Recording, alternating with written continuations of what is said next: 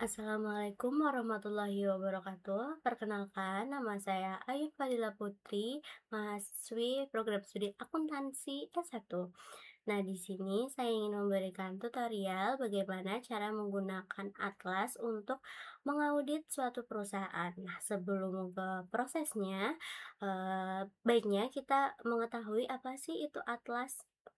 Nah, awal mula dilatar belakangi oleh masih banyaknya kelemahan terkait pemahaman atas pelaksanaan audit berbasis risiko, serta perlunya sarana audit yang efektif sesuai dengan standar audit.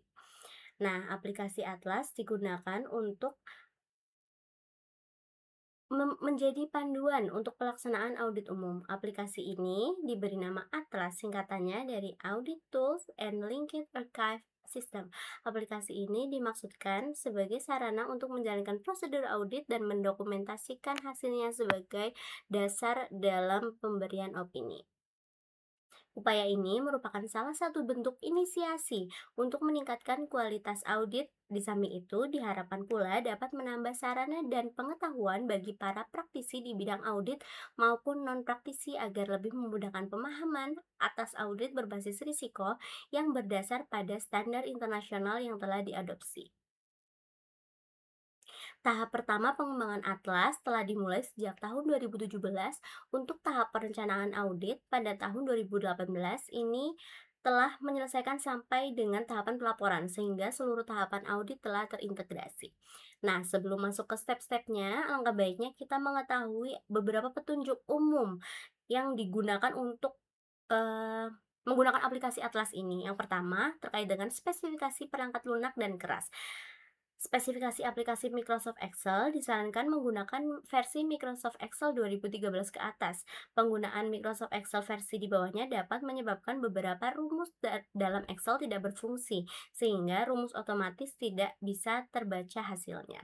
Kedua, karena file aplikasi Atlas berukuran besar, dianjurkan agar spesifikasi laptop atau desktop mempunyai RAM yang besar serta space yang cukup di hard disk, seperti minimal ukuran RAM 4 GB dengan prosesor minimal i-Core 5.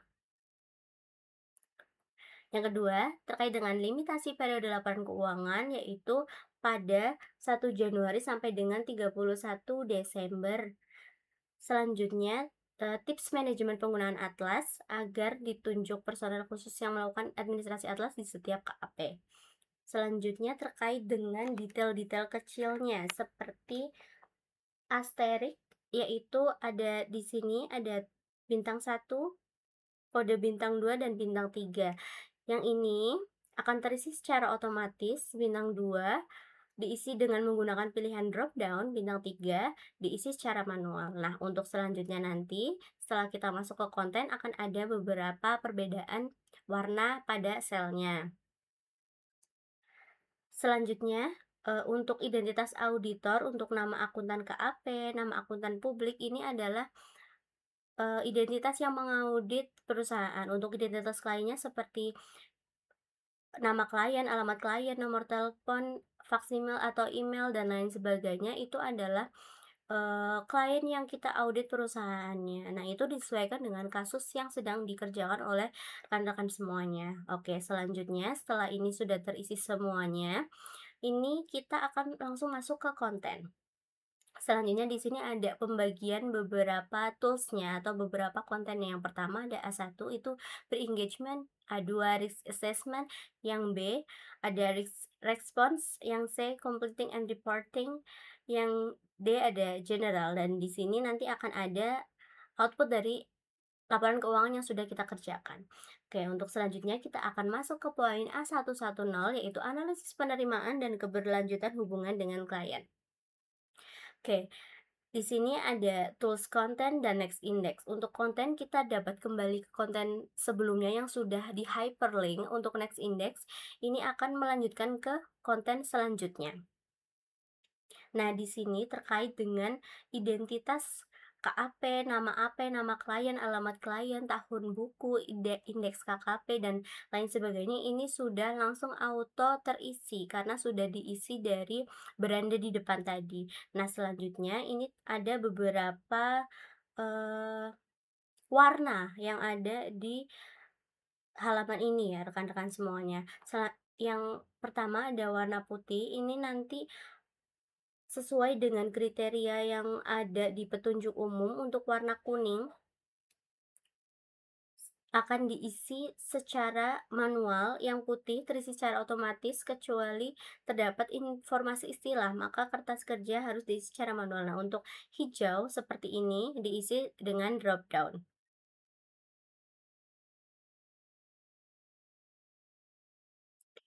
Oke, untuk mengisi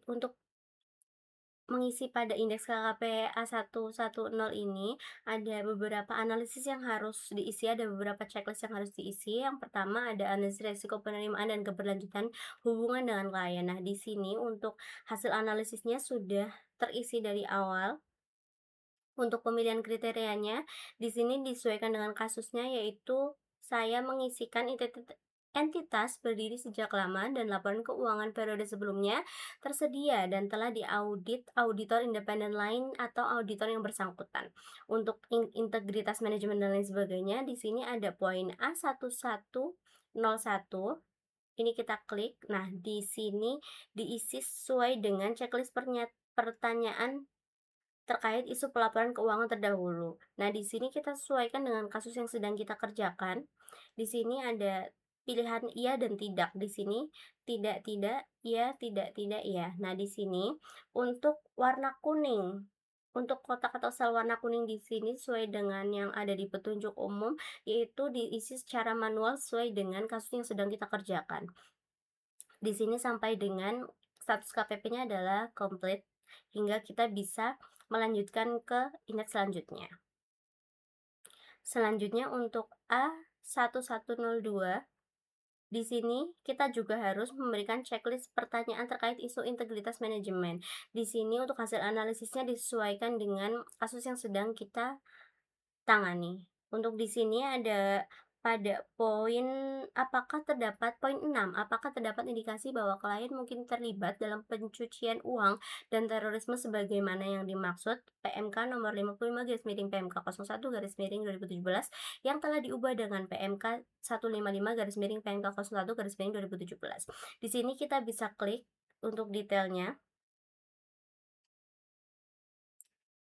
Nah, di sini akan ada beberapa kategori penggunaan jasa yang beresiko tinggi. Kurang lebih di sini ada 4 yang dilaporkan, yaitu ada profil pengguna jasa, yang kedua ada negara, yang ketiga bisnis, yang keempat terkait dengan produk dan atau jasanya. Nah, di sini disesuaikan juga dengan kasus yang sedang kita kerjakan untuk hasil analisisnya. Di sini seperti ini. Oke, jika sudah terisi semua, kita dapat klik previous index lagi dan masuk ke indeks selanjutnya, yaitu A1103. Nah, di sini kita bertemu dengan warna kotak atau sel yang berwarna kuning, itu berarti kita harus mengisi secara manual. Nah, di sini kita mengisi terkait dengan daftar personel KAP disesuaikan dengan personel yang mengauditnya. Begitu juga dengan jabatannya. Di sini untuk tabel kedua yang berisi analisis kompetensi personel KAP terkait dengan rencana perikatan. Untuk tabel nama dan kompetensi personel KAP ini, karena warna putih berarti menunjukkan terisi secara otomatis. Yang kedua untuk pengalaman bidang audit, ini menyesuaikan dengan eh, dalam kurun berapa tahun personel KAP itu sudah melakukan kegiatannya. Nah, untuk yang berwarna hijau ini terkait dengan pemahaman terkait entitas, pemahaman standar audit, pemahaman peraturan yang relevan dengan klien, pemahaman teknologi informasi yang relevan dengan klien, pemahaman standar akuntansi keuangan, pemahaman kebijakan dan prosedur dalam KAP ini disesuaikan dengan drop down yang ada. Di sini ada pilihan memadai dan tidak memadai seperti itu. Nah, selanjutnya untuk analisis ketersediaan waktu personel KAP dengan rencana perikatan, di sini juga sama untuk tabel nama dan ketersediaan waktu personel KAP itu terisi secara manual. Nah, di sini untuk tabel selanjutnya yaitu batasan waktu tersedia terkait perjanjian kerja antar tim dengan KAP. karena cuti, resign, PHK, akhir masa kerja, perikatan lainnya, atau yang lainnya. Di sini kita masih ada opsi ya teman-teman semuanya, di sini ada opsi drop down iya atau tidak. Nah, untuk jawaban ini sudah saya sesuaikan dengan kasus yang ada. Nah, untuk ringkasan hasil kompetensi dari beberapa tabel di atas, yaitu akan muncul di bawah dengan tabel berwarna putih, itu tandanya tabelnya terisi otomatis. Di sini untuk nama KAP-nya otomatis, untuk kompetensinya ini adalah hasil ringkasannya, dan ketersediaan waktunya juga ada. Nah, selanjutnya di sini ada tanda panah merah, kita klik untuk hyperlink ke independensi. Nah, di sini untuk independensi personal KAP, di sini ada beberapa tabel. Yang pertama, menjelaskan terkait dengan independensi personel KAP. Yang pertama ada beberapa tools, yaitu untuk nama, hasil analisis, pemahaman independensi. Ini adalah terkait dengan apakah, personel tersebut melakukannya atau tidak. Nah, selanjutnya ada mempunyai hubungan hutang atau piutang atau investasi kepada klien atau tidak, mempunyai hubungan kerjasama bisnis dengan klien atau tidak, memberikan jasa lainnya, dan lain-lain sebagainya. Nah, ini disesuaikan dengan data yang ada dan di lapangan, seperti itu. Selanjutnya, untuk tabel selanjutnya yaitu ringkasan kompetensi, ketersediaan waktu, dan independensi personel KAP. Ini juga disesuaikan dengan data yang ada. Nah, di sini, untuk sel warna kuningnya disesuaikan, diisi secara manual, itu dapat ditulis oleh teman-teman semuanya. Nah, sampai dengan status KKP-nya itu komplit ya teman-teman semuanya. Lalu kita lanjutkan ke previous index, yang terakhir itu ada A1104. Nah, di sini juga kita harus memberikan checklist pada komunikasi dengan auditor pendahulu, iya atau tidaknya. Lalu di sini harus menyebutkan alasan KAP tetap menerima perikatan tersebut. Lalu sampai dengan status KKP-nya komplit. Nah, jika sudah, di sini akan ada pilihan apakah Anda akan menerima atau melanjutkan hubungan dengan klien. Kita klik iya. Nah, di sini akan ada muncul template laporan keuangan. Nah, ini akan kita bahas mungkin nanti di akhir saja ya teman-teman semuanya. Di sini kita bisa klik warna merahnya. Nah, untuk perhitungan ini nanti akan ada data dari perusahaan. Untuk nomor akun ini diisi secara manual, disesuaikan dengan kasus yang ada. Untuk nomor nama akun, mapping group ini dipilih secara drop down, mapping kelompok akun juga dipilih secara drop down. Untuk mapping header akun dipilih secara drop down, dan default akun juga. Nah, sebelum ke tabel bawah, kita harus mengisi terkait dengan identitas perusahaannya juga di sini. Untuk nama kliennya, untuk jenis usaha, judul indeksnya, periode mata uang pembulatannya. Nah, untuk selanjutnya jika, angka-angkanya sudah terisi, di sini ada beberapa perbandingan, yaitu dari tahun sebelumnya. Di sini ada dari 31 Desember 2021 untuk input angkanya, dan juga ada dari 31 Desember tahun 2020. Di sini kita hanya perlu memasukkan angka-angka dari kolom input angka ini saja, karena untuk angka laporan keuangannya itu akan terisi secara otomatis. Nah, di sini akan ada beberapa tabel juga, ada beberapa pilihan beban penyusutan dan amortisasi bunga juga yang harus kita isi dan disesuaikan dengan kasus yang ada. Di sini saya hanya memasukkan terkait dengan beban penyusutan, amortisasi, dan interest expense-nya.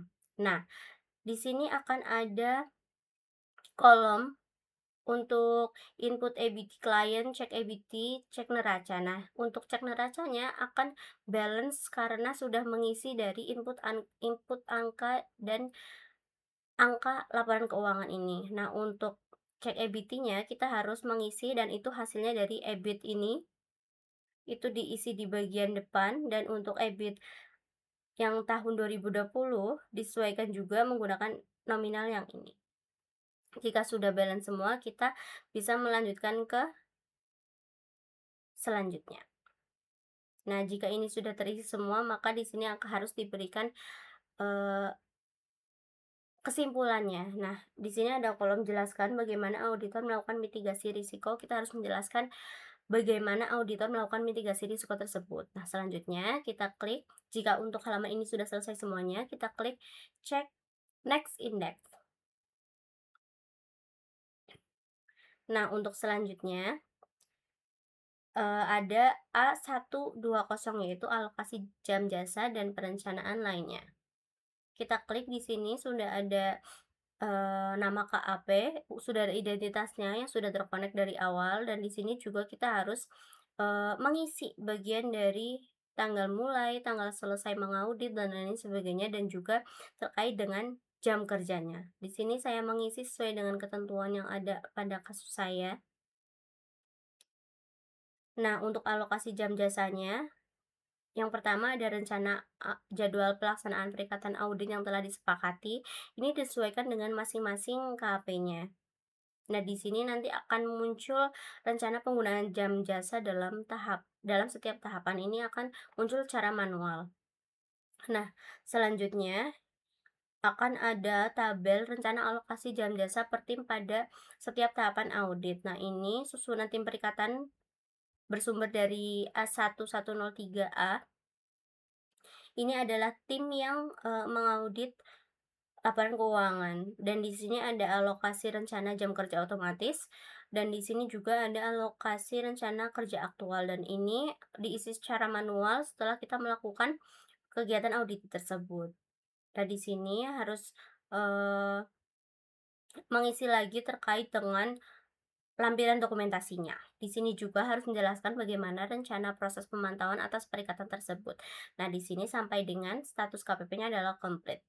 Akan ada kesimpulan juga yang diberikan oleh atlas ini, yaitu alokasi jam kerja sudah memadai. Nah, di sini kita ada pilihan dua tools, konten dan next index. Jika konten, kita langsung kembali ke beranda awal. Nah, selanjutnya masuk ke poin A130, yaitu surat perikatan. Di sini sama juga untuk identitas KAP-nya dan nama AP dan lain sebagainya sudah muncul. Di sini akan muncul juga terkait dengan identitas yang mengaudit dan waktu untuk mengauditnya. Di sini saya sesuai dengan ketentuan yang ada. Di sini itu harus mengisi eh, surat perikatannya, dan di sini harus mengisi dengan checklist-checklist dari hasil analisis yang sudah kita lakukan. Di sini hasil analisisnya adalah iya semua. Sampai dengan status KPP-nya adalah komplit. Selanjutnya surat tugas. Di sini sudah seperti biasa sudah muncul terkait dengan identitas KAP, AP, klien dan lain sebagainya. Di sini akan ada isian untuk nama auditi dan juga tanggal mulai, tanggal selesai sampai dengan waktunya. Di sini susunan tim perikatan bersumber dari A120, lalu juga surat tugas setidaknya tersaji, hasil analisnya adalah ya semua. Di sini saya memberikan simpulan juga dan sampai dengan status KKP-nya adalah komplit. Selanjutnya A150, yaitu pernyataan independensi.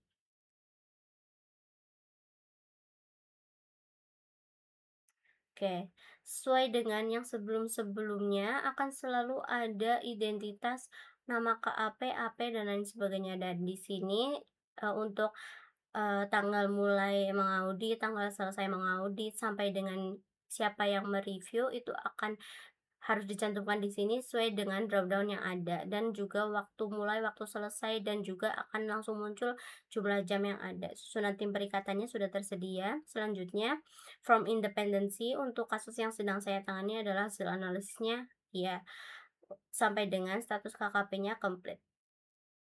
Selanjutnya adalah komunikasi tim perikatan. Nah, di sini sama juga untuk waktunya, untuk identitasnya. Selanjutnya untuk checklist komunikasi antara tim perikatan. Yang A,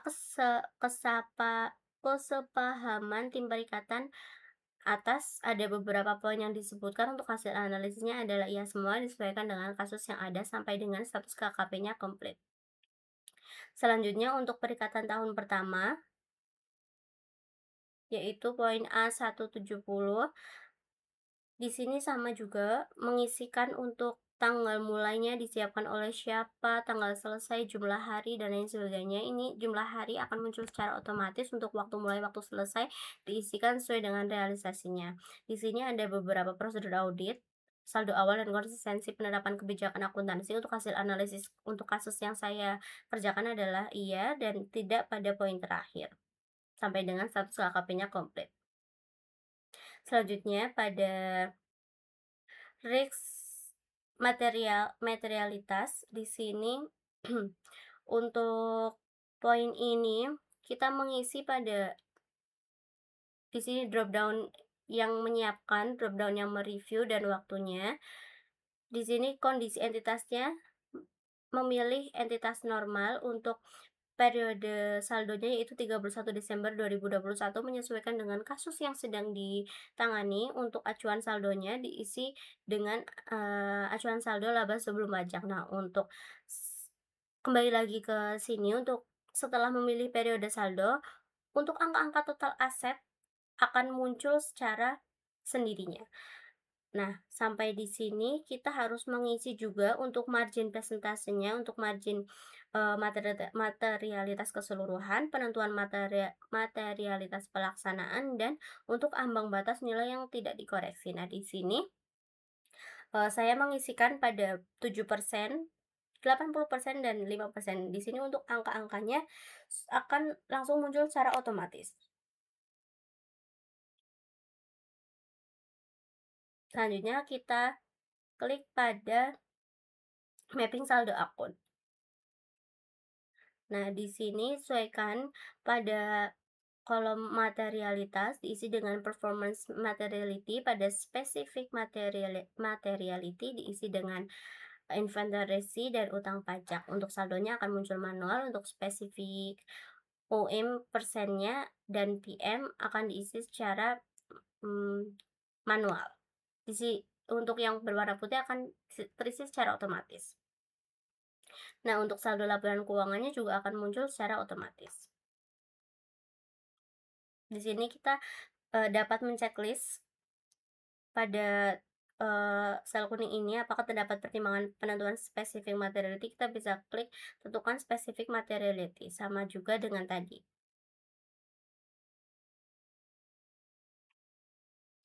Oke, sampai dengan simpulannya yaitu materialitas sudah ditentukan, yang berisi spesifik materiality telah ditentukan, status KKP-nya adalah komplit.